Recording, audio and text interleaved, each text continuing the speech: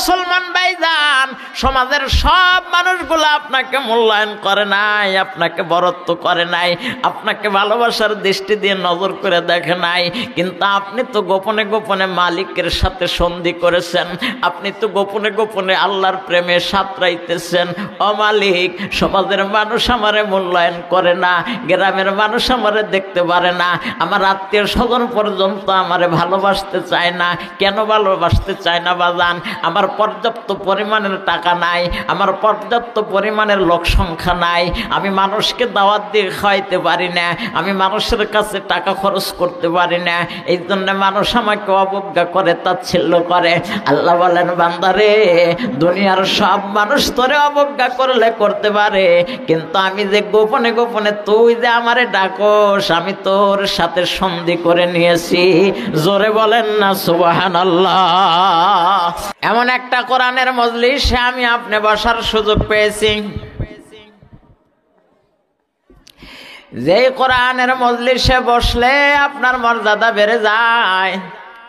কোরআন শরীফ বুকের মধ্যে ধরলে মর্যাদা বৃদ্ধি পায়। কোরআনকে যে মানুষটা যত সম্মান দিতে পারে, তার শান সম্মান আল্লাহ পাক বর্ধিত করিয়া দেয়। একজন মানুষ কোরআন শরীফ তেলাওয়াত করতে জানে না, এরপরেও যদি তিনি কোরআনের প্রতি ভালো করে নজর করে, শুধু ভালো করে নজর করে না, সকালবেলা ফজরের নামাজ সমাপন করেছেন, বাসায় আসার পরে আপনার মনের মধ্যে জাগ্রত হলো যে সবাই ছোট্ট ছোট্ট সন্তানেরা কোরআন শরীফ তেলাওয়াত করে, আমি বুড়ো মানুষ হয়ে গেলাম, কোরআন শরীফটা পড়তে পারলাম না, আমি একটু দেখি তো কোরআন শরীফটা নাড়াচাড়া করে দেখি তো কেমন। ভাইজান, আপনি জীবনেও কোনোদিন কোরআন শরীফ তেলাওয়াত করেন নাই, আজকে ফজর নামাজ বাদ কোরআন শরীফটা হাতের মধ্যে নিয়ে আপনি বসেছেন, যখন কোরআন শরীফ খুলতেছেন, খোলার পরে আপনি অনুধাবন করতেছেন, এই যে কোরআন শরীফের হরফ আমি পড়তে জানি না, আমি বলতে পারি না, আপনি মায়ের নজর করে কোরআনের দিকে তাকায় আছেন।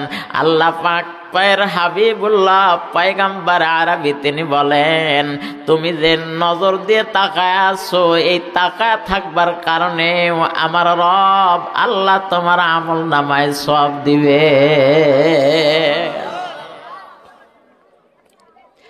সুতরাং কোরআন একটা কিতাব, এটা পড়লে যেমন সওয়াব, ধরলেও তেমন সওয়াব, এর প্রতি মহাব্বতের দৃষ্টি দিলে তাও সওয়াব হয়, এর কথোপকথন শুনলেও আপনার আমল নামায় সওয়াব লিখে দেওয়া হয়।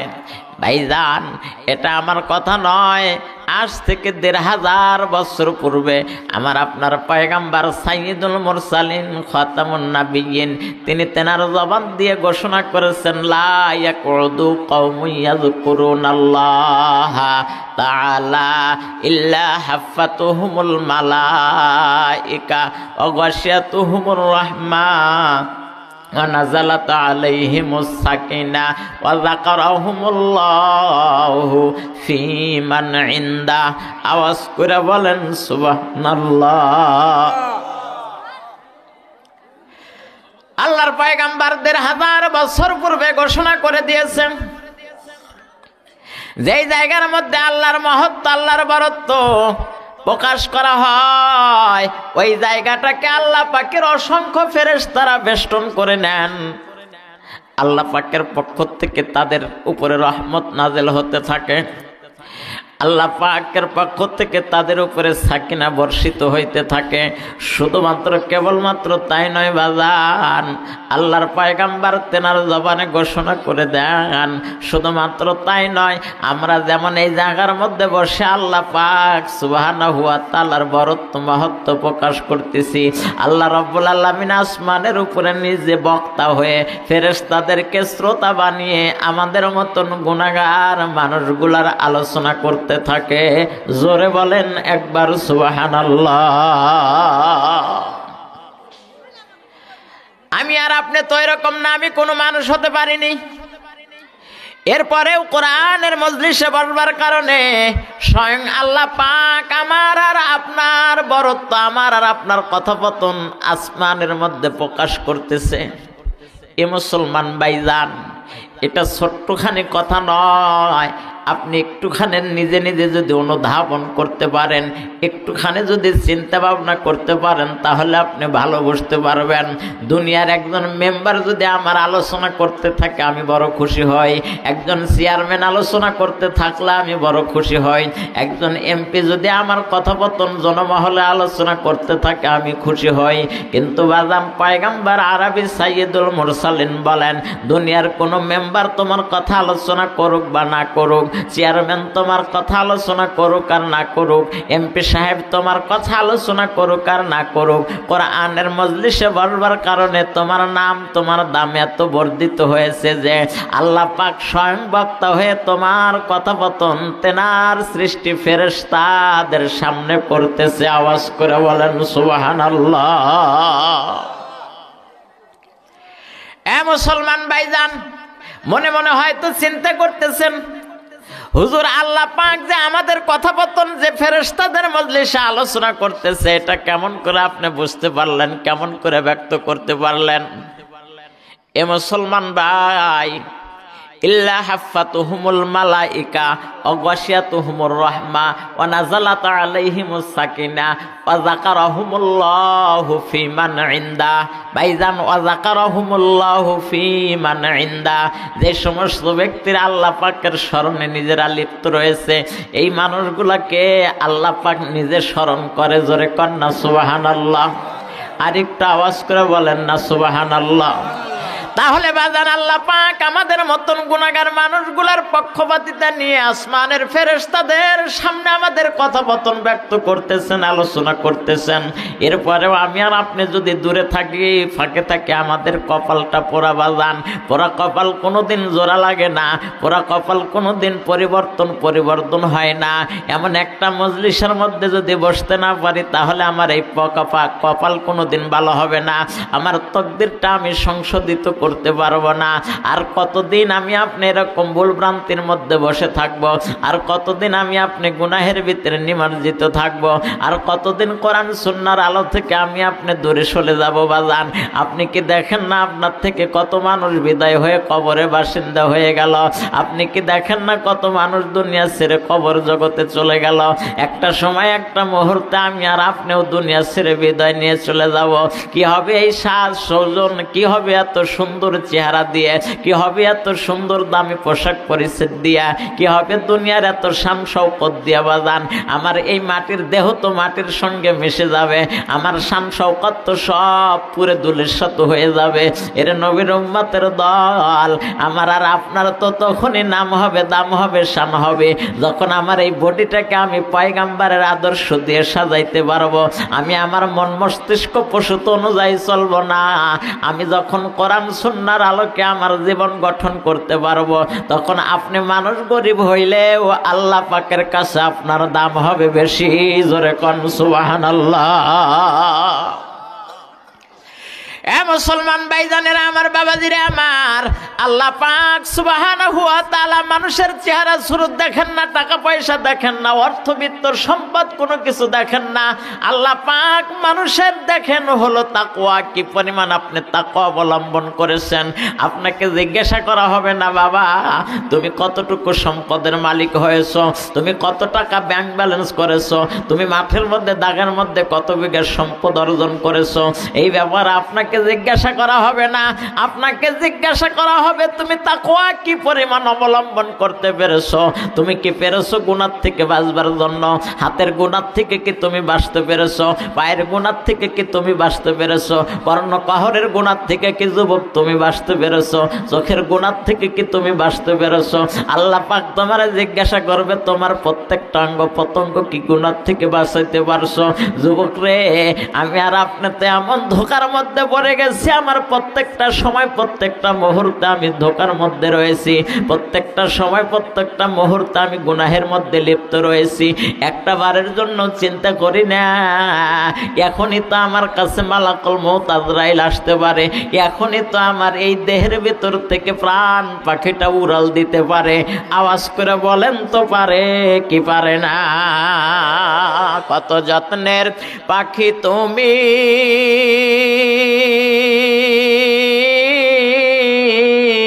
কাজল বরণ টিয়া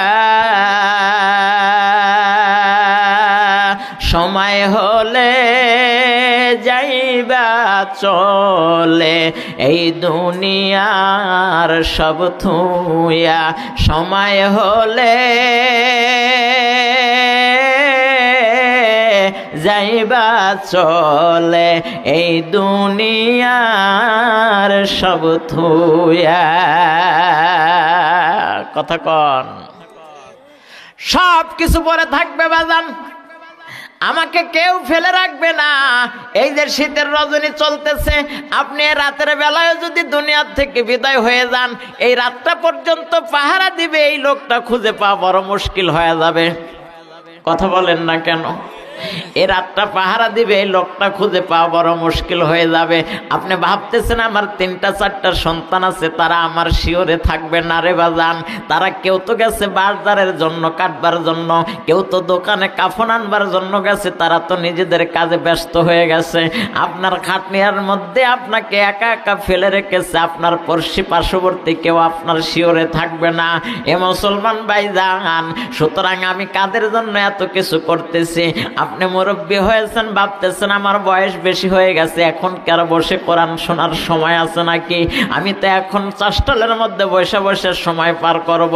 আমি তো এখন বিড়ি খাবো সিগারেট খাবো পান খাবো এভাবেই তো আমার সময় পার হয়ে যাবে ভাইজান আল্লাহর নামের শপথ করে বলি বাজান এই যে শেষ বয়সের এই সময়টুকু আপনি কাজে লাগানোর চেষ্টা করা লাগবে কারণ আমরা ছাত্রবেলায় যখন পরীক্ষা দিতাম বাজান ছাত্রবেলায় পরীক্ষা দিতে গিয়ে 2 ঘন্টা 2.5 ঘন্টা 3 ঘন্টার সময় যতটুকু বেঁধে দেওয়া হতো এই 1-1.5 ঘন্টার সময় যেই পরিমাণ লিখতাম শেষের 20 মিনিট আধা ঘন্টা কিন্তু তার চাইতে বেশি লেখার চেষ্টা হতো কথা কন না কেন এ মুসলমান ভাইজান শেষের আধা ঘন্টা 20 মিনিট এত তাড়াতাড়ি লেখার চেষ্টা হতো কেন আমি লেখে শেষ করতে পারলাম না কেন আমি সব প্রশ্নের উত্তরগুলো সঠিকভাবে দিতে পারলাম না আগের থেকে যদি লেখা শুরু করতাম তাহলে হয়তো আমি সব লেখে শেষ করতে পারতাম এ মুসলমান ভাইজান আপনি হয়তো ভাবতেছেন আমি বুড়ো মানুষ হয়ে গেছি এখন কি আমার মাওলার ইবাদত করার বয়স আছে নাকি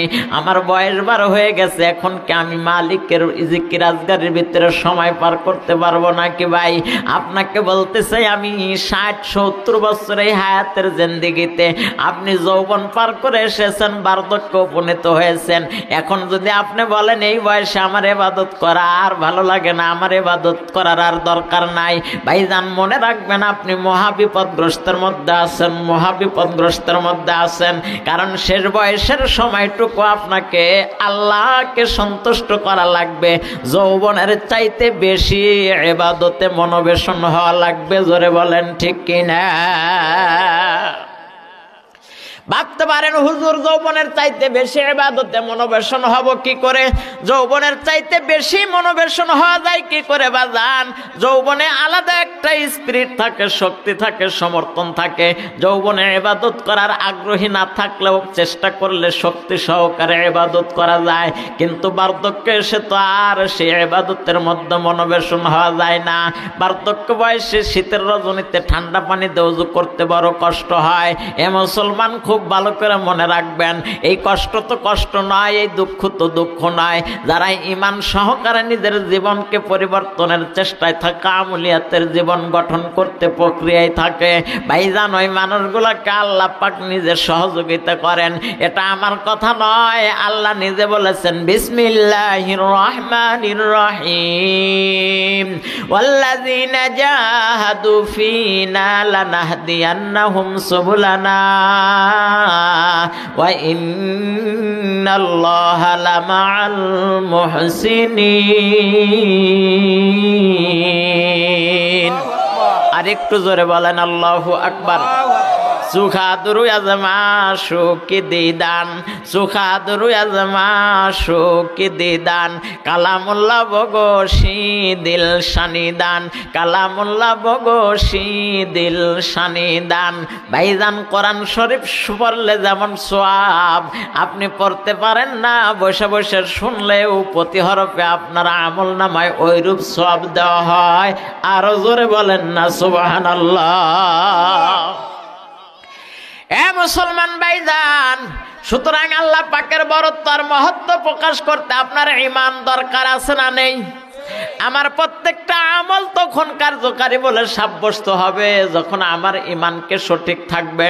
রব্বুল আলামিন আমার তেলাওয়াতকৃত আয়াতের মধ্যে তাই বলতেছেন বাজান, তেলাওয়াতকৃত আয়াতের মধ্যে রহমানুর রহিম সুন্দর করে জানায় দেন, ইন্নাল্লাযীনা ক্বালু রাব্বুনাল্লাহ,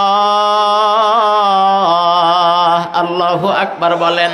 আল্লাহ পাক জানান, ইন্না নিশ্চয়ল্লাযীনা যারা ক্বালু বলে রব্বুনাল্লাহ, আমাদের রব হলো আল্লাহ। আমাদের রব কে? আরেকটু জোরে বলেন কে? আমাদের রিজিক দাতা কে? আমাদের বিধান দাতা কে? আমাদেরকে কে লালিত পালিত করে? এক মাহফিলে জিজ্ঞাসা করছে আমাদের লালিত পালিত কে করে, তখন শেখ হাসিনার আমল কয় যে শেখ হাসিনা করে। তো ভাবতেছি এখন আবার আপনাদের সময়কাল, আপনারা আবার ওইটা বলেন নাকি আল্লাহই ভালো জানে। আসলে আমাদের লালিত পালিত কে করেন? আল্লাহ। আলিল্লাহি মুলকুস সামাওয়াতি ওয়াল আরদ আল্লাহু আলা কুল্লি শাইইন কাদির।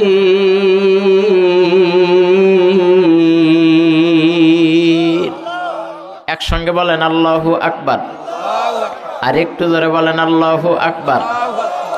আসমান আর জমিনের একচ্ছত্র মালিক হলেন আল্লাহ। তিনি কেবলমাত্র শুধুমাত্র আমাদেরকে লালিত পালিত করেন না।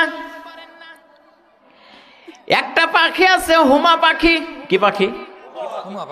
হুমা পাখি, যেটা জীবনে কোনোদিন মানুষের ঘরের চালের উপরে বসে না, কোনোদিন গাছের ডালের উপরেও বসে না, সারাক্ষণ গহীন আসমানের গহীনে উড়ন্ত অবস্থায় থাকে বাজান।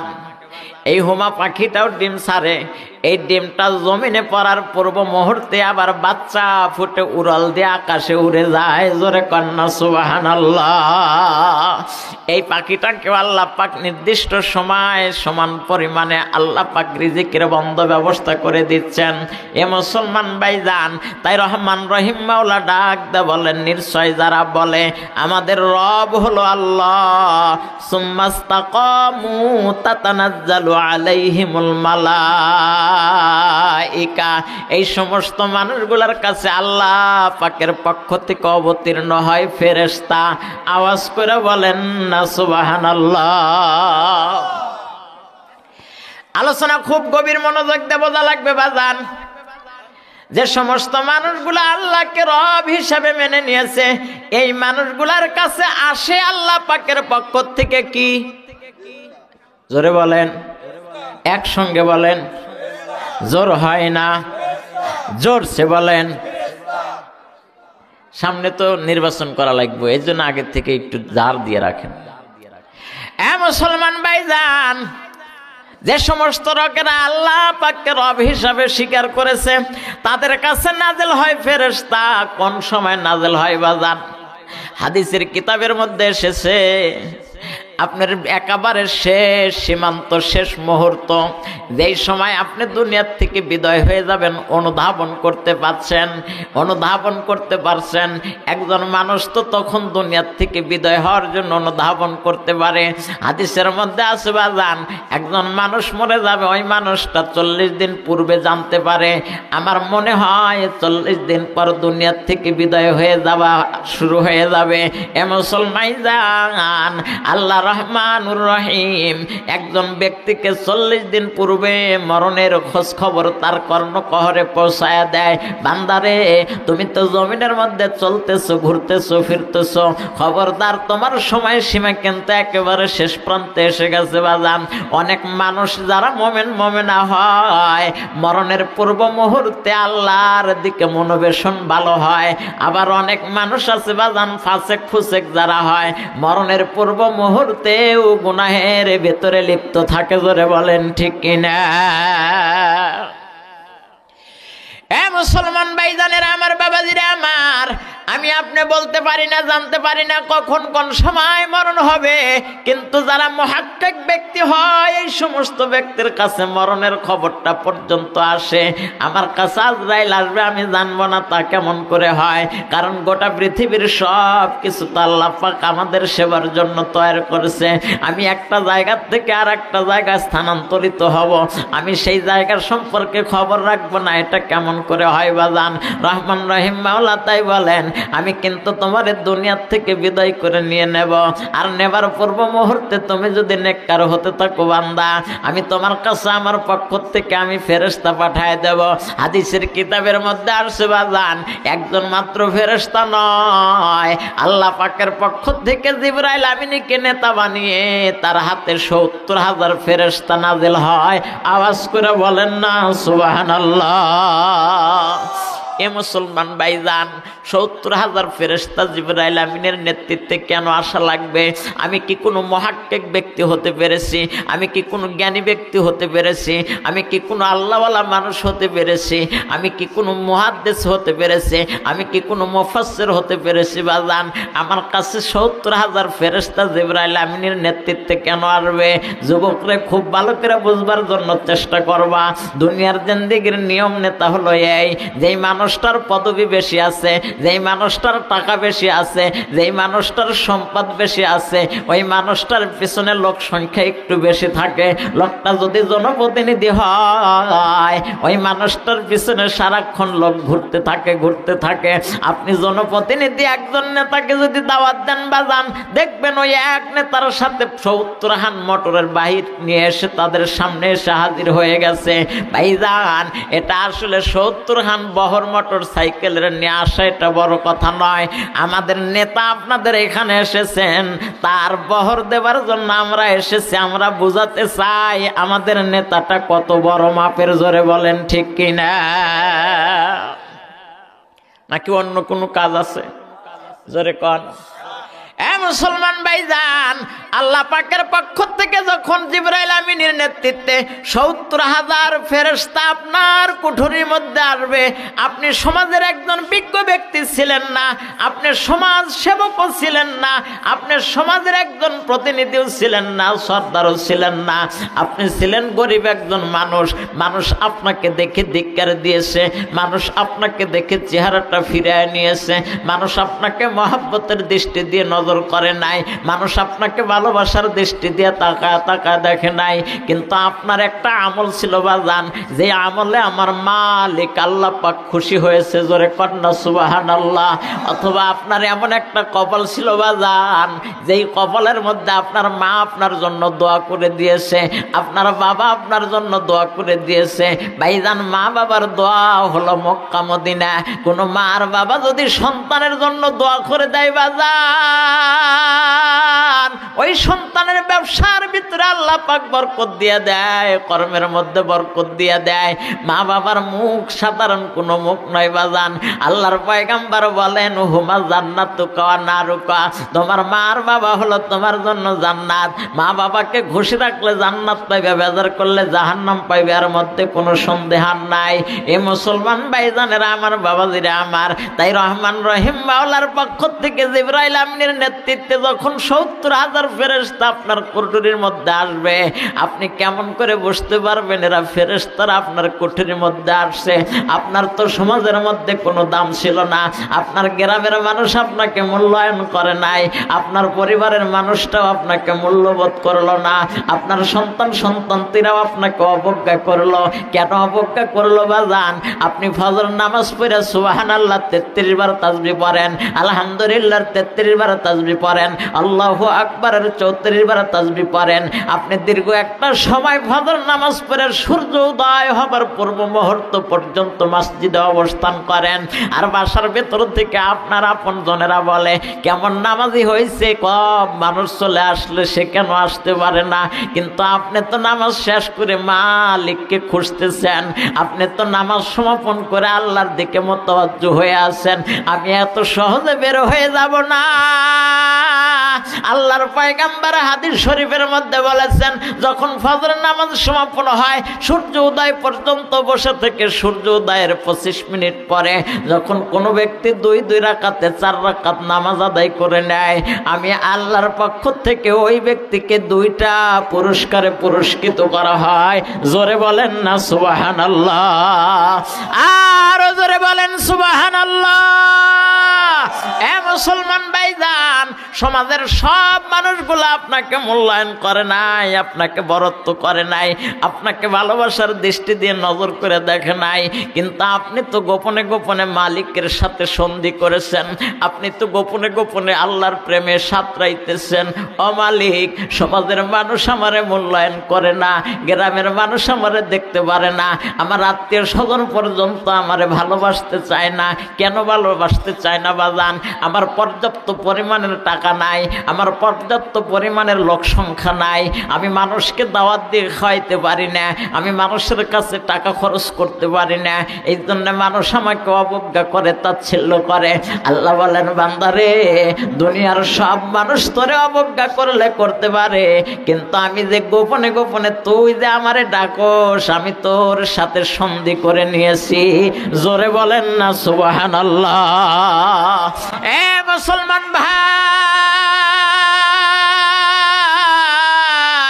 আমি আপনার কাছে যেই মানুষটার কোনো মূল্যায়ন নাই, ওই মানুষটার মূল্যায়ন আমার মালিক আল্লাহর সাথে হয়ে গেছে, আমার মালিক আল্লাহর সাথে হয়ে গেছে। আজকে বিদায়ের লগ্নে এই মুমূর্ষ মানুষটার নিকটে আপন মানুষ বলতে কেউ নাই, সন্তান সন্তানতিরা পর্যন্ত নাই, আত্মীয় স্বজন পর্যন্ত কেউ নাই বাজান, সব দূরে চলে গেছেন। কে থাকবে এই গরিব মানুষটার নিকটে? আল্লাহ বলেন, বান্দারে তুই ভয় করিস না, আমি আমার ফেরেশতাদেরকে তোর কুঠুরির মধ্যে পাঠায় দেব। কেন পাঠায় দিবে বাজান? এই মানুষটার কাছে 3টা সুসংবাদ নিয়ে ফেরেশতারা আসবে। একটুখানি আওয়াজ করে বলেন তো, কয়টা সুসংবাদ? 3টা সুসংবাদ নিয়ে এই মানুষগুলো এই মানুষটার কাছে আসবে। 3টা সুসংবাদ কি নিয়ে আসবে বাজান? কারণ দুনিয়ার এই জিন্দেগি তো আমি আপনি দেখতেছি, দুনিয়ার ভালোটাও আমি বুঝতে পারি, মন্দটাও আমি উপলব্ধি করতে পারি, দুনিয়ার সুখ দুঃখ সব আমি বুঝতে পারি, কিন্তু দুনিয়ার থেকে যখন আমি বিদায় নিয়ে যাব, 3.5 হাত কবরের ঘরের খবর তো কেউ বলতে পারে না। জোরে বলেন ঠিক কিনা? এ মুসলমান ভাইজান, এক জবান এক কাজ, যেমন বলেন ঠিক তেমনি কাজ করেন। আসিয়ার নির্ভয়ে কাজ করে যান। আমি তোমাকে ভয় পাই না, আমি তো ভয় পাই আমার আল্লাহকে। আমি তোমার থেকে বিদায় হয়ে গেলে আমার আল্লাহ পাকের সামনে আমাকে দাঁড়াইতে হবে। আমি আমার এই যৌবন, আমি আমার এই সব আমল, আমি যদি মালিককে সন্তুষ্ট করে যেতে না পারি, তুমি কি শাস্তি দিবা?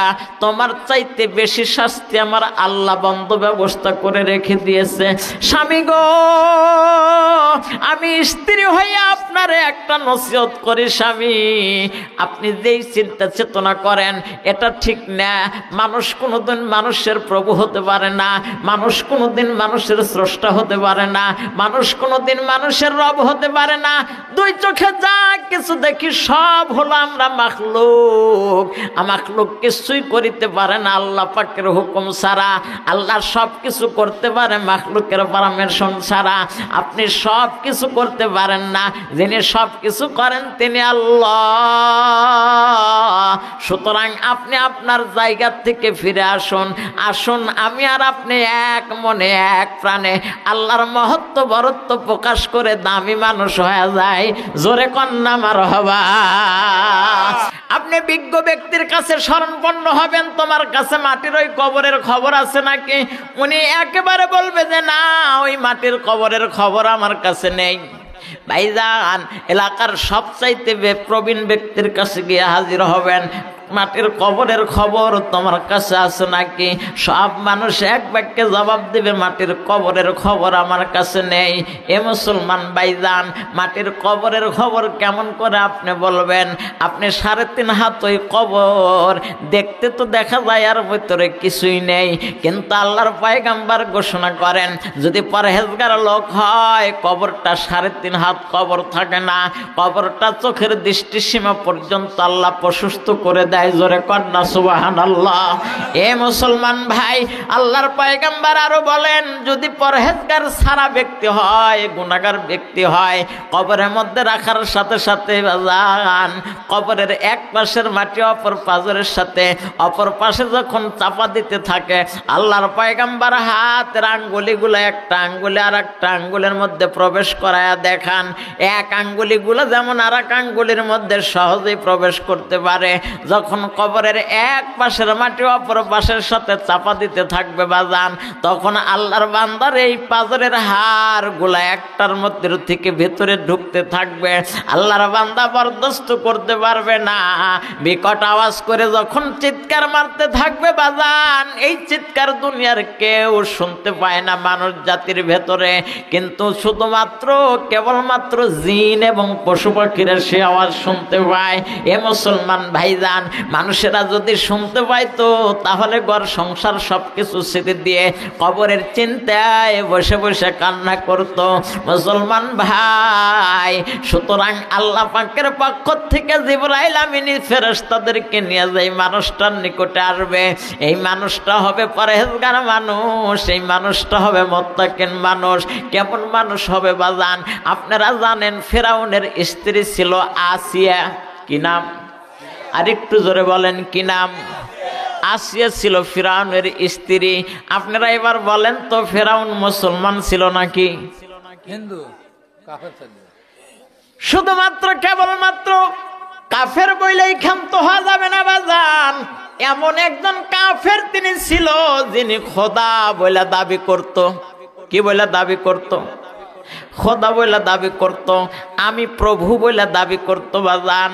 এমন একজন মানুষের ঘরে এমন একজন স্ত্রী মিলাইয়া দিছে, স্বামী হলো টাটকা কাফের আর স্ত্রী হলো টাটকা মুমিন। আওয়াজ করে বলেন না সুবহানাল্লাহ। স্বামী হলো কাফের, স্ত্রী হলো টাটকা মুমিনা। মারহাবা কোন। এ মুসলমান ভাইজান, এখানে একটা জিনিস বোঝার আছে বাজান, আমি নামাজি হইলেও আমার স্ত্রী কিন্তু নামাজি নয়, অথবা স্ত্রী নামাজি হইলেও স্বামী নামাজি হয় না। আছে না এরকম? স্বামী স্ত্রী উভয় নামাজি হয়, ছেলে মেয়েরা নামাজি হয় না। এইরকম বেলতলে না থাকতে পারে, বাকি জায়গাতে আছে। বেলতলেও আছে না?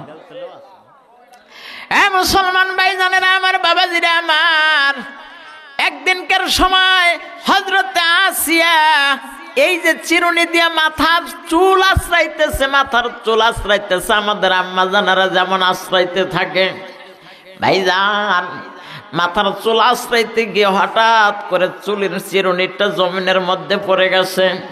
এ মুসলমান ভাই, হযরত আসিয়া পরে যাওয়া চিরুনিটা হাত দিয়ে উঠাইবেন, উঠাইতে গিয়া জবানে পাঠ করলেন বিসমিল্লাহির রহমানির রহিম। আল্লাহু আকবার বলেন। এ মুসলমান ভাই, বিসমিল্লাহির রহমানির রহিম বলে চিরুনিটা উঠাইছে। বিসমিল্লাহ বলার আলাদা একটা ফায়দা আছে বাজান, বিসমিল্লাহ বলার আলাদা একটা ফায়দা আছে। আমি আজকে বিসমিল্লাহ বলার ফায়দার দিকে আপনাদেরকে নিয়ে যাব না। আমি যদি সেই দিকে আলোকপাত করতে যাই, আমি সামনের কথা আপনাদেরকে শেষ করতে পারবো না। হযরত আসিয়া যখন বিসমিল্লাহ বলে চিরুনিটা উঠায় নিলেন, পার্শ্ববর্তী জায়গার মধ্যে তার স্বামী ফেরাউন বসা ছিল। উনি নজর করে দেখেন, কর্ণকহরে শোনেন যে হাত দিয়ে চিরুনিটা উঠানোর সময় বিসমিল্লাহ পাঠ করছে। ফেরাউন নিজেও জানে বিসমিল্লাহ কাকে সম্বোধন করা হয়েছে। এরপরেও আসিয়াকে জিজ্ঞাসা করে, স্ত্রী রে, চিরুনি যে পড়ে গেল উঠাইলা কার নামে একটু জানতে চাই। কার নামে উঠাইছো?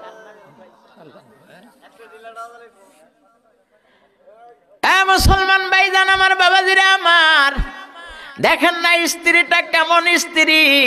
আসলে পরহেজগার যারা হয়, মুত্তাকিন যারা হয়, এই মানুষগুলার মধ্যে কোনো ভয় থাকে না, কোনো চিন্তা থাকে না, তাদের দিলের মধ্যে কোনো ভয় কাজ করে না, কারণ দুনিয়ার কাউকে ভয় করে না। আওয়াজ করে বলেন তো, শুধুমাত্র কাকে ভয় করে? আরো জোরে বলা লাগবে, কাকে ভয় করে? শুধুমাত্র কেবলমাত্র আল্লাহকে ভয় করে বাজান। হযরতে আসিয়াও কেবলমাত্র শুধুমাত্র আল্লাহকে ভয় করে। স্বামীকে ডাক দে বলে, কেন তুমি কি বুঝতে পারো না আমি কার নামে চিরুনি উঠাইলাম? আমি চিরুনি উঠাইছি আমার আল্লাহ পাকের নামে। আওয়াজ করে বলেন না সুবহানাল্লাহ। স্বামী ডাক দে বলে, আসিয়া রে, আল্লাহকে বলে আল্লাহ হলো তিনি যিনি আসমান সৃষ্টি করিয়াছেন, জমিন সৃষ্টি করিয়াছেন, তোমাকে সৃষ্টি করেছে, আমাকে সৃষ্টি করেছে, গোটা পৃথিবী যিনি লালিত পালিত করে তিনি হলেন আল্লাহ। আমি সেই আল্লাহর নামে চিরুনিটা উঠাইছি। ফেরাউনের চোখ দুটো বড় হয়ে গেছে, মেজাজ গরম হয়ে গেছে। তুমি কি বুঝতে পেরেছো? তুমি কি বলছো? বলে, হ্যাঁ আমি বুঝতে পেরেছি। আমি কি বলছি? বলে, তুমি আমার রাজপ্রাসাদের মধ্যে থাকো, তুমি আমার তা খাও, আমার তা পরো, আমি তোমারে খাওয়াই, আমি তোমারে চালাই, সব কিছু যেহেতু আমি করি আমার অধীনে তুমি থাইকা। আবার কোন রবের প্রতি তোমার আস্থা বেড়ে গেল? কাকে তুমি রব হিসাবে মেনে নিয়েছো? খবরদার, যা বলেছো একবারই বলেছো, আর যেন দ্বিতীয়বার জবান দিয়ে বের হয় না। আসিয়া ডাকতে বলে, স্বামী আমার, আপনি আমার যেহেতু স্বামী, আপনি আমার এই শরীরের মধ্যে অধিকার আপনার আছে, কিন্তু আমার একটা মন আছে, এই মনটা আমি কেবলমাত্র শুধুমাত্র যাকে দিতে চাই সেই পাবে। এই মনটা কেবলমাত্র শুধুমাত্র আমি আমার রবের জন্য অক্ষ করে দিয়েছি। আওয়াজ করে বলেন না সুবহানাল্লাহ। এ মুসলমান ভাইজান, মন হলো একটা দামি জিনিস বাজান, মন একটা পাওয়ারি বস্তু। এই মনটা যে যখন যাকে দিয়ে বসে তার থেকে ফিরানো আর কিছুতেই সম্ভব হয় না। এই মন যে যাকে দিয়ে বসেছে, মনটা ফিরানো আর কিছুতেই সম্ভব হয় না। কত মারধর করা হয়, কত অত্যাচার করা হয়, কত জুলুম করা হয়, কত নির্যাতন করা হয়, এরপরেও যেই যুবক যুবতীকে মন দিয়েছে, যেই যুবতী যুবককে মন দিয়েছে, এদেরকে ছিন্ন করা যায়? এই ওয়াজ দিশে পাইছে মনে হইতেছে, হ্যাঁ? এই ওয়াজ বুঝে আইছে না? এ মুসলমান ভাইজান, যুবক যুবতী যখন মন দেওয়া নেওয়া শেষ হয়ে যায়, এদের সম্পদ প্রাচুর্য, গরিব ধনী এগুলার ব্যবধানে তাদেরকে আর দুরবিত করা যায় না। আমি তারে ছাড়া বাঁচবো না, তারেই আমি নিয়ে সংসার করব, এইরকম কিন্তু পণ থাকে। জোরে বলেন ঠিক কিনা? প্রয়োজন পড়লে বাসার থেকে বের হয়ে যাব, এমনকি বাবাকে পর্যন্ত প্রত্যাখ্যান করতে রাজি, মাকে পর্যন্ত প্রত্যাখ্যান করতে রাজি, আত্মীয় স্বজনের অনুনয় বিনয় শুনতে তিনি রাজি নয়। আমি যারে মন দিয়েছি তারে নিয়ে আমি জঙ্গলে গিয়ে বাস করব। কথা কন না কে? মুসলমান ভাইজান, এটা হলো মন দেওয়ার বহিঃপ্রকাশ। কিন্তু এই মানুষটা বুঝতে পারে না পরবর্তী সময়টা আমার জন্য কত কষ্টকর হতে পারে, আমার জন্য কত বেদনাদায়ক হতে পারে। এ মুসলমান ভাইজানেরা, আমার বাবাজিরা আমার, এইরকম একটা বস্তু আমার এলাকার মধ্যে হয়েছে। বাবাই বড় সম্মানিত একজন মানুষ, দাদাও ছিল সম্মানিত একজন মানুষ। এই সম্মানিত মানুষের ঘরের ভেতরের মেয়েটা যখন অন্য ভিন্ন সন্তানের সাথে ভেগে যখন চলে গেছে, এই মানুষটা মনে মনে বড় চিন্তিত হয়ে গেছে। আমার ঘরের মেয়ে কি করে এত নিকৃষ্ট একটা কাজ করতে পারে? এ মুসলমান ভাইজান, ভালোবাসা এটা নিকৃষ্ট না, ভালোবাসা হালাল জায়েজ, কিন্তু যেইভাবে করা হয় ওইটা হলো হারাম। কথা কন না কে? বর্তমান সময়ে বাজান যেই তরতিবে চলতেছে বাজান, এগুলোর সম্পূর্ণ হারাম। মা বাবার ধার যে সন্তানেরা ধারে না, নিজেদের মন মস্তিষ্ক পশুতই অনুযায়ী যিনি সিদ্ধান্ত গ্রহণ করতে পারে। যুবক যুবতী খুব খেয়াল করে শুনবা, সম্পর্ক কায়েম করা ঠিক আছে, কিন্তু সম্পর্ক যেই পন্থা কায়েম করতেছে এটা ঠিক হচ্ছে না, এটাই হলো ভ্রান্ত পথ। আজকে যুবক যুবতী ভ্রান্ত পথের দিকে দৌড়ায়া চলছে, এর দিকে আমার আপনার কোনো কর্ণপাত নাই, কোনো খেয়াল নাই। যেন আমরা সব ছেড়ে দিয়েছি, অভিভাবকরা নিশ্চিন্তা মনে বসে আছে। অভিভাবকদেরকেও জিজ্ঞাসা করা হবে, তোমার ছেলে মেয়েকে তুমি কোন পন্থায় লালিত পালিত করেছো? আজকে জবাব দিয়ে যাও। জবাব যদি দিতে না পারো তাহলে ডান্ডা মারবো। কথা কন না কে? ডান্ডা কি আল্লাহর কাছে নেই? দুনিয়ার বিধান এলোমেলো কাজ করলে সামাজিক প্রথা অনুযায়ী শাস্তির ফয়সালা হয়, গ্রামের প্রথা অনুযায়ী বিচারের বন্ধ ব্যবস্থা হয়। আমার রহমান আমার রহিম আমাকে এত কিছু দিয়ে লালিত পালিত করে চালাচ্ছেন, যদি তার গণ্ডিরের বাহিরে আমি আপনি চলে যাই, বলেন তো আমার আল্লাহ শাস্তি দিতে পারে কি পারে না? আরো জোরে বলা লাগবে, পারে কি পারে না? অবশ্যই শাস্তি দিতে পারে, কিন্তু তিনি দেন না। আমাকে ছেড়ে দিয়েছেন, আপনাকে ছেড়ে দিয়েছেন। হয়তোবা বান্দা বুঝতে পারবে আমি জুলুম করেছি, হয়তোবা বান্দি বুঝতে পারবে আমি ভুল করেছি। ভুলের থেকে ফিরে আসার একটা সময় সুযোগ আল্লাহ পাক দিয়ে রাখেন। এ মুসলমান ভাইজান, রহমান রহিম মাওলা স্পষ্ট করে ডাকতে বলেন, কুল ইয়া ইবাদিয়াল্লাযিনা আসরাফু আলা আনফুসিহিম লা তাকনাতু মির রাহমাতিল্লাহ ইন্নাল্লাহা ইয়াগফিরুয যুনুবা জামিআ ইন্নাহু হুয়াল গফুরুর রহিম।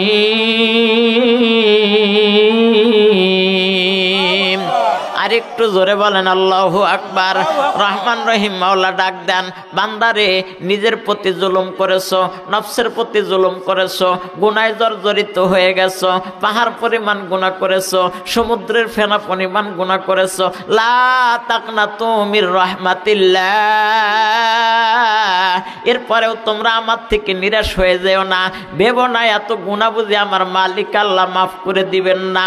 আল্লাহ বলেন, আমার রহমত থেকে নিরাশ হইস না, আমি তোদের পাহাড় পরিমাণ গুনাহকে মাফ করে দেওয়ার জন্য তৈরি আছি। এ মুসলমান ভাই, আল্লাহ তো বড় দয়ালু, আল্লাহ তো বড় মেহেরবান। তিনি তো আমাকে মাফ করে দিয়ে সোনার সোহাগা মানুষ বানাইতে চায়, তিনি তো মাফ করে আমারে দামি বানাইতে চায়, কিন্তু আমি তো নেমক হারাম হয়ে গেলাম। আমার আল্লাহ আমারে খাওয়ান, তারপরে তার মহত্ব প্রকাশ করি না, ঘুমিয়ে গেছি। ঘুমের থেকে জাগ্রত আমার মালিক আল্লাহ করলেন, এরপরে ফজরের জামাতে শরীক হতে পারলাম না। এত সব কিছুই তো আমার আল্লাহ করে দেন, কিন্তু আমি কেন আমার মালিকের জন্য হতে পারলাম না? আল্লাহ তো সব আমার জন্য করে দিল, আমি কেন আল্লাহর জন্য হতে পারলাম না? স্বামী ডাকতে বলে, আসিয়া রে, আর যদি একটা বার যদি জবান থেকে তোমার ওই নাম উচ্চারণ করো, তাহলে তোমার অবস্থা কিন্তু ভালো হবে না। আসিয়া ডাকতে বলে, স্বামী আমার, আপনি যেহেতু আমার স্বামী, আমার শাসন করার অধিকার আপনার আছে, তাই বলে আমার মনের উপরে হস্তক্ষেপ করার আপনার অধিকার নাই। আমার মন যাকে চায় আমি তাকে মনটা দিয়ে দিতে পারি, আমার মন যেদিকে যায় আমি সেদিকে আমার মনটা দিতে পারি। স্বামী গো,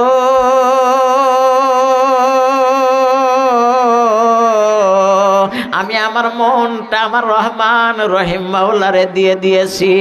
আওয়াজ করে বলেন না সুবহানাল্লাহ। এ মুসলমান ভাইজান, পর্দার অন্তরালে যদি আম্মা জানেরা থাকেন, একটুখানি মনোযোগ দিয়ে আমার কথাটা শুনে যান। ও মা, আপনি তো দামি একজন মা, আপনাদের কোল থেকেই তো, আপনাদের পেট থেকেই তো নবী রাসূলেরা এসেছে, আপনাদের পেট থেকেই তো বুজুর্গানে কেরামেরা এসেছে, আপনাদের পেট থেকেই তো মুহাক্কিক আলেমে দ্বীন উলামায়ে কেরামেরা এসেছে। মা, আপনার শান আর মান তো দুনিয়ায় যেমন বেশি হবে, পরের জিন্দেগিতেও তত বেশি হবে। মাগো, আপনি কেন বরদাস্ত করে দামি হতে পারবেন না? আসিয়া যেমন দামি হয়েছে বাজান, ফেরাউনের ঘরের মধ্যে থাইকেও আসিয়া যদি দামি হতে পারে, অন্তত আমাদের ঘরগুলা তো ফেরাউনের ঘরের মতো নয়, আপনাদের স্বামীগুলা তো ফেরাউনের স্বামীদের মতো নয়। সুতরাং কেন ওই ঘরের মধ্যে আমলিয়াতের জজবা বাড়াইতে পারবো না? কেন আমার ঘরটাকে আমলিয়াতের ঘর আমি বানাইতে পারবো না? কেন আমার ছেলে মেয়েদেরকে কোরআনের তালিম আমি দিতে পারবো না? আমার সন্তানদেরকে কেন আমি কোরআনের শিক্ষায় শিক্ষিত করতে পারবো না? আমি সন্তানদেরকে কেন আল্লাহর পরিচয় করায় দিতে পারবো না? মুসলমান ভাইজান, খুব ভালো করে মনে রাখবেন। আসিয়া ডাকতে বলে, স্বামী গো, শুধু আজ নয়, যতদিন বেঁচে আছি ততদিন পর্যন্ত আমি আল্লাহকেই ভালোবাসি।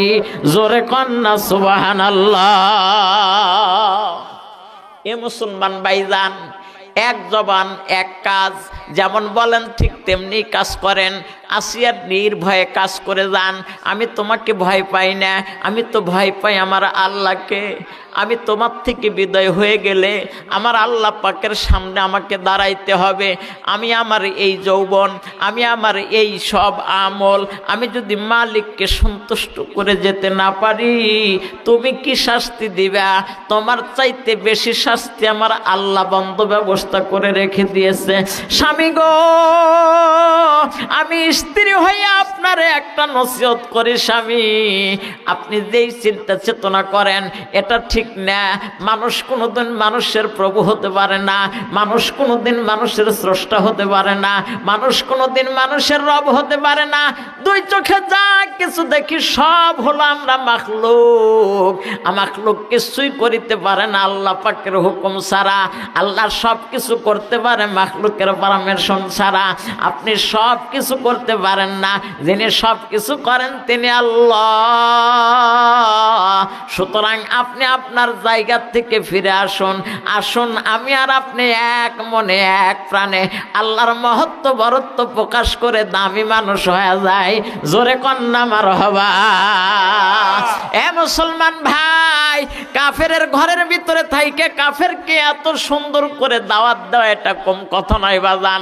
আমি তো মানুষ, নামাজ পড়ি 5 ওয়াক্ত, কিন্তু আমার বাইরের সাথে সম্পর্ক ভালো নয়। আমি প্রতি বছরে একটা করে উমরা হজ করে আসি, আমার পড়শির সাথে আমার সম্পর্ক ভালো নয়। আমি জিকির আজগার করতে করতে মসজিদের আওয়াজে পার্শ্ববর্তী মানুষ ঘুমায় না, তারপরে আমার পার্শ্ববর্তী মানুষের সাথে আমার সম্পর্ক ভালো নয়। আমি তাহাজ্জুদ পড়ি, ফরজ নামাজ পড়ি, নফল ইবাদত পড়ি, ইশরাক পড়ি, আওয়াবিন পড়ি, চাঁদ পড়ি, এক ওয়াক্ত নামাজ আমার নষ্ট হয় না। কপালের দিকে তাকাইলে বোঝা যায় লোকটা নামাজি, কিন্তু এর পড়শি তার সাথে ভালো ব্যবহারের মধ্যে নেই। মনে রাখবেন, নামাজ পড়ে আপনি কপাল কালো করতে পারেন, কিন্তু মালিককে সন্তুষ্ট করতে পারেন নাই। আল্লাহকে সন্তুষ্ট করতে গেলে আমারে কি করা লাগবে বাজান? আমার পড়শি ঠিক করা লাগবে, আমার প্রতিবেশী ঠিক করা লাগবে, আমার ভাই বেরাদার ঠিক করা লাগবে। ওয়াজ মনে হয় ভুল হইতেছে না কি? এগুলা কি ওয়াজ না?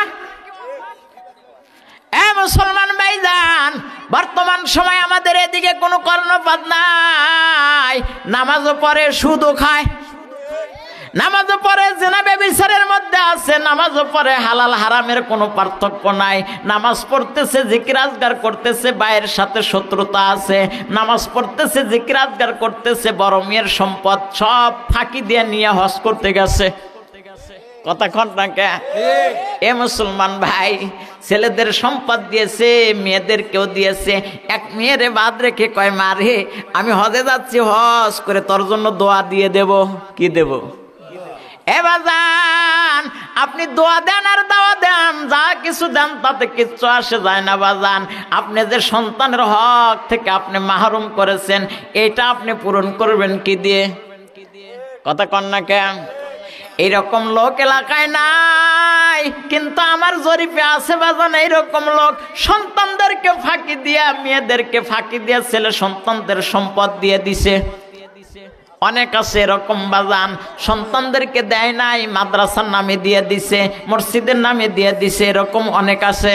এ মুসলমান ভাই, খুব ভালো করে মনে রাখবেন, ছেলে মেয়েকে ফাঁকি দিয়ে মাদ্রাসা মসজিদে দেওয়া ঠিক? আপনার সন্তানদের খবর কে নিবে?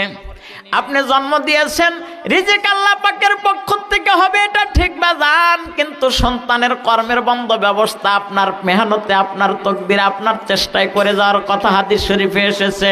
শুধু জন্ম দিয়ে যাবেন তা হবে না, সন্তানকে লালিত পালিত করবেন, উপযুক্ত কর্মমুঠো করার জন্য আপনাকে ব্যক্ত করা হয়েছে। আপনি রাখাল হইলে সন্তানকেও রাখালের কাজ করাইবেন। আপনি যদি ভালো কিছু করাইতে পারেন সেদিকে আপনি ধাবিত হবেন। যার যতটুকু সমর্থন আছেন সেই সমর্থন অনুযায়ী কাজের আগায় নিয়ে যাওয়া লাগবে। আপনি বললেন যে না, কোনো কিছু আমার দরকার নাই, আমি শুধু বানায়া দিছি, যা করার তোরা করে নাকি কর। এ মুসলমান ভাইজান, এইরকম নয়। সুতরাং আমার সুবহানাল্লাহ যদি আল্লাহর দরবারে কবুল হইতে চাই, আমার আলহামদুলিল্লাহর তাসবিহ যদি আল্লাহর দরবারে পৌঁছাইতে চাই, আমার আল্লাহু আকবারের তাসবিহ যদি আল্লাহ পাকের দরবারে পৌঁছাইতে চাই, আমার প্রতিবেশীর সাথে ভালো ব্যবহারের দরকার আছে না নাই? এইটার মাহফিলের পরের থেকে করব ইনশাআল্লাহ। এগুলো শোনার দরকার আছে না নাই? এগুলো শোনার দরকার আছে বাজান, জানার দরকার আছে। জানেন যে না তা কিন্তু না, জানেন তারপরেও আমি একটুখানি আপনাদেরকে নাড়া দিয়ে গেলাম।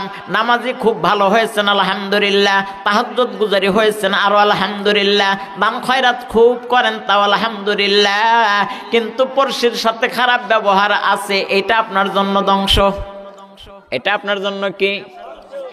আল্লাহর পয়গম্বরের কাছে একজন সাহাবী জিজ্ঞাসা করলেন, ইয়া রাসূলুল্লাহ, ইয়া হাবিবাল্লাহ, আমার পড়শি একজন আছেন মহিলা মানুষ, তিনি রাতভর ইবাদত বন্দেগীর মধ্যে থাকে, দিনভর রোজা করে, এনার সম্পর্কে আপনি কি বলবেন?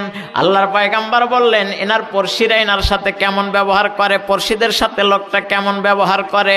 আল্লাহর পয়গম্বরের কাছে জানান পড়শিদের সাথে ইনি খুব একটা ভালো ব্যবহার করে। এরকম কিন্তু অনেক আম্মাজান আছে না? আল্লাহর পয়গম্বর বললেন, যার পড়শিদের সাথে সম্পর্ক নেই ওই মানুষটা জাহান্নামী। ওই মানুষটা কি? এই বোঝেন, রাতভর আমল করে আবার দিনভর রোজা করে, এটাও আমল, কিন্তু পড়শির সাথে ভালো ব্যবহার না থাকবার কারণে আল্লাহর পয়গম্বর বললেন জাহান্নামী। মিথ্যা কথা। আল্লাহর পয়গম্বরের কথা মিথ্যা? জোরে বলেন মিথ্যা। আল্লাহর পয়গম্বরের কথা মিথ্যা দুনিয়ার কেউ প্রমাণ করতে পারে নাই বাজান। আল্লাহর পয়গম্বর জীবনে কোনোদিন মিথ্যা কথা ব্যক্ত করে নাই। কেমন করে মিথ্যা বলবেন? আল্লাহর পয়গম্বরের চরিত্রের সার্টিফিকেট স্বয়ং আল্লাহ দিয়েছেন, ওয়া ইন্নাকা লাআলা খুলুকিন আযীম। আরেকটু জোরে বলেন আল্লাহু আকবার। আল্লাহ বলেন, আমি সব চাইতে উত্তম চরিত্র দিয়ে আমার হাবিবকে আমি পাঠাইছি। জোরে কন্যা সুবহানাল্লাহ। সুতরাং এই চরিত্রের মধ্যে কোনো ভেজাল নাই, কোনো মিথ্যা নাই এই জীবনের মধ্যে। ভাইজান, অপর একজন মহিলার সম্পর্কে জিজ্ঞাসা করলেন, হুজুর, এই মহিলাটা রাতভর ইবাদতের মধ্যে মনোবেশন থাকে না, দিনভর রোজার মধ্যেও থাকে না, কিন্তু লোকটা ফরজ ইবাদত কখনো বঞ্চিত করে না, ফরজ ইবাদত গুলা যথা নিয়মে পালন করে, পর্দাপোশিতার মধ্যে থাকে। আল্লাহর পয়গম্বরকে ডাক দিয়ে বললেন, এই মহিলাটা সম্পর্কে কি বলবেন? আল্লাহর পয়গম্বর ডাক দিয়ে বলে, পড়শির সাথে মহিলাটা কেমন ব্যবহার করে? বলে, পড়শির সাথে বড় সুন্দর ব্যবহার করে। আল্লাহর পয়গম্বর বললেন, এই মহিলাটা জান্নাতি। আরেকটু জোরে কন। মুসলমান ভাই, আল্লাহর পয়গম্বর বললেন এই মহিলাটা জান্নাতি। এইখানে দুইটা বিষয় বুঝবার আছে। একজন আমল করে কিন্তু প্রতিবেশীর সাথে ভালো ব্যবহার না করবার কারণে জাহান্নামী, আর একজন আমল কম করে কিন্তু করে না যে তা কিন্তু না, আমল কম করে কিন্তু প্রতিবেশীর সাথে ভালো ব্যবহার করে। আল্লাহর পয়গম্বর বললেন তিনি জান্নাতি। তার মানে আমল কম যদি থাকে, প্রতিবেশীর সাথে যদি সম্পর্ক আপনার ভালো হয়, আমি আপনাদেরকে কোরআন সাক্ষী রেখে বলে যাই, আপনিও হবেন জান্নাতি, এর মধ্যে কোনো সন্দেহ নাই। জোরে কন্যা সুবহানাল্লাহ। এখন চেষ্টা করা লাগবে আমার পড়শির সাথে আমার ব্যবহারটা কেমন করে করব। আল্লাহর পয়গম্বরের স্ত্রী হযরত আয়েশা সিদ্দিকা ডাক দিয়ে বলেন, ইয়া রাসূলুল্লাহ, ইয়া হাবিবাল্লাহ, আমার পড়শি কাকে আমি সাব্যস্ত করব, কাকে আমি পড়শি বলবো? আল্লাহর পয়গম্বর বলেন, তুমি তাকে পড়শি করবা যার ঘরটা তোমার ঘরের থেকে নিকটে। বুঝাইতে পারতেছি না? যার আঙ্গিনাটা তোমার আঙ্গিনা থেকে নিকটে, তোমার আঙ্গিনা যেই জায়গায় আছে তার পরের আঙ্গিনা যেটা আছে তোমার কাছে, যেটা সবার আগে হয়, এটা হলো তোমার পড়শি। এইরকম করে দূর দূরান্ত যত দূর যাইতে পারো সমস্যা নেই। আমার পড়শি এই খুঁটি ধরেন, এরপরে এই খুঁটি, এরপরে ওই খুঁটি, এরপরে এই খুঁটি, এইভাবে চলে যান ঝিলিক বাতি পর্যন্ত। যখন এইগুলো আমার কাছে ভালো বলে সাব্যস্ত হবে, আমি যখন এদের কাছে ভালো হব, এদের যখন আমি ভালো করতে পারবো, আল্লাহর পয়গম্বর বললেন, আমল যদি তোমার কম হয় তাও তুমি জান্নাতের মালিক হবে। এখন একটু নিজে জিজ্ঞাসা করি, আমি কি এই তরতিবের মানুষ হতে পেরেছি কিনা? আপনি আপনাকে জিজ্ঞাসা করেন আমি এরকম মানুষ হতে পেরেছি কিনা।